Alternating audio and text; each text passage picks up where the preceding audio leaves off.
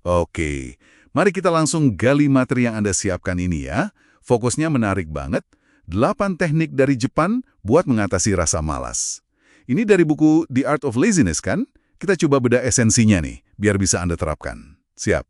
Siap. Pendekatan Jepang ini memang beda ya. Bukan cuma nyuruh jangan malas, tapi lebih ke filosofi, ke perubahan cara pandang, kebiasaan sehari-hari gitu. Sumber ini kasih perspektif yang cukup dalam lah. Coba kita lihat satu-satu. Yang pertama, ini sering kedengeran. Ikigai. Konsepnya kan cari tujuan hidup ya. Tapi gimana sih cara kerjanya biar nggak males menurut buku ini? Betul, Ikigai itu titik temu 4 hal.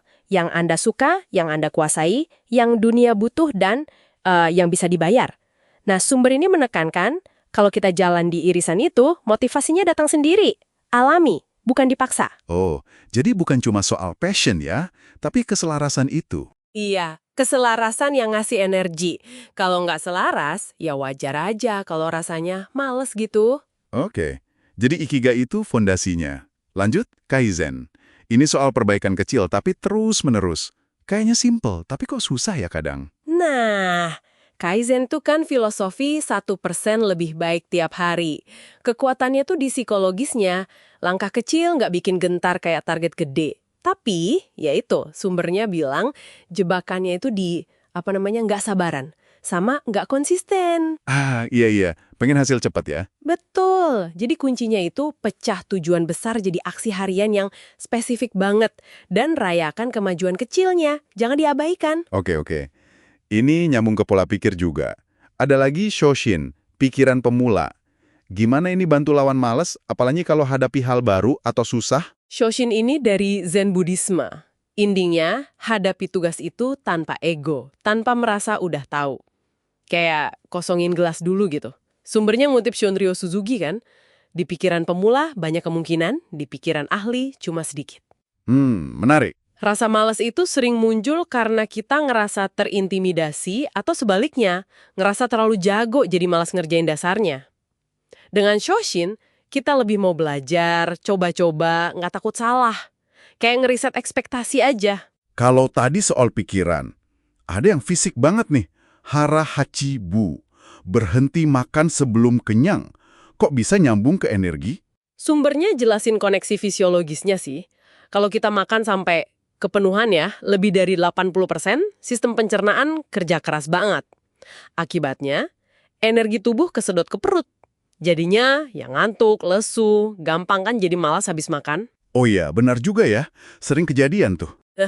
Dengan Hara Hachibu, level energi jadi lebih stabil. Nggak gampang kena siklus makan kenyang malas itu. Masuk akal. Terus ada Shinrin Yoku, mandi hutan. Saya suka istilahnya. Ini bukan cuma jalan-jalan biasa aja kan? Betul. Shinrin-yoku itu lebih dari sekadar rekreasi ya. Sumber ini nunjukin manfaatnya buat redain stres, jenuh mental. Nah ini akar malas juga seringnya. Ke alam itu secara ilmiah bisa nurunin kortisol, hormon stres, bisa balikin fokus. Semacam detox mental lah. Jadi nggak harus ke hutan lebat ya? Taman kota gitu bisa? Bisa banget. Yang penting kontak dengan alamnya itu. Udara segar, lihat ijo-ijo, itu udah bisa bantu charge ulang motivasi. Oke, ngomong-ngomong soal menerima keadaan, ada wabi-sabi. Cari keindahan di ketidaksempurnaan. Ini konsep seni kan ya? Kok bisa jadi senjata lawan males? Nah, ini nyerang salah satu biangkrok kemalasan, perfeksionisme. Takut nggak sempurna, itu sering bikin kita nunda-nunda atau malah nggak mulai sama sekali. Ah ya, ntar aja deh, belum siap banget. Gitu kan? Persis. Wabi-sabi itu ngajarin buat nerima aja kalau hasil nggak harus selalu mulus, nggak harus ideal. Ini membebaskan kita buat ya mulai aja dulu, coba selesain. Walaupun hasilnya mungkin ada kurangnya, fokusnya ke proses yang nggak sempurna itu. Tapi nggak bahaya tuh jadi alasan buat nggak maksimal. Gimana sumber ini menyeimbangkannya?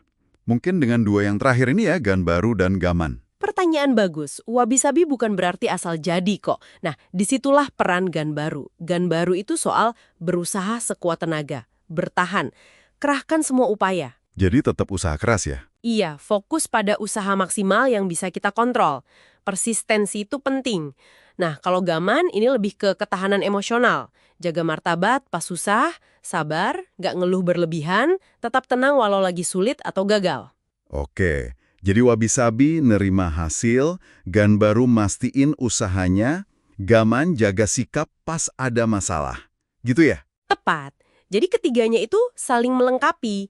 Bukan alasan buat males, tapi cara hadapi proses dan hasil dengan lebih dewasa mungkin ya.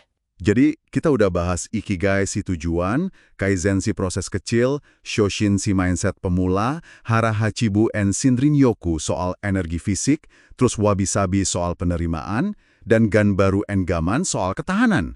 Wah, 8 ini kayak satu paket filosofi hidup ya? Iya, betul sekali. Yang menarik dari sumber ini memang itu. Gimana teknik-teknik ini nggak berdiri sendiri, nyambung semua. Ini bukan daftar tips biasa, tapi pendekatan yang holistik, sentuh mental, fisik, emosi, bahkan spiritual kita. Biar jalanin hidup dan kerja lebih sadar, lebih bertujuan, dan ya, mungkin nggak terlalu sering merasa males. Dari semua ini, ada nggak sih satu atau dua yang paling kena buat Anda sekarang? Yang kayaknya paling relevan dicoba gitu? Sebagai pemikiran penutup aja nih buat direnungkan. Sumber ini kan kasih banyak cara melawan kemalasan ya. Tapi kalau kita lihat lagi ke Ikigai dan Wabi-sabi, mungkin pertanyaannya bisa jadi beda. Apa rasa malas itu selalu negatif? Selalu musuh? Atau jangan-jangan dia itu sinyal? Sinyal kalau kita mungkin perlu nerima proses yang emang nggak sempurna, kayak kata Wabi-sabi, atau malah sinyal kalau kita belum nemu keselarasan yang pas, belum di jalur Ikigai kita. Mungkin malas itu bukan cuma kurang disiplin, tapi juga soal arah, soal penerimaan diri. Sesuatu untuk Anda pikirkan lebih lanjut mungkin? Terima kasih sudah menyimak penelusuran kita kali ini. Semoga ada percikan inspirasi yang bisa Anda bawa ya.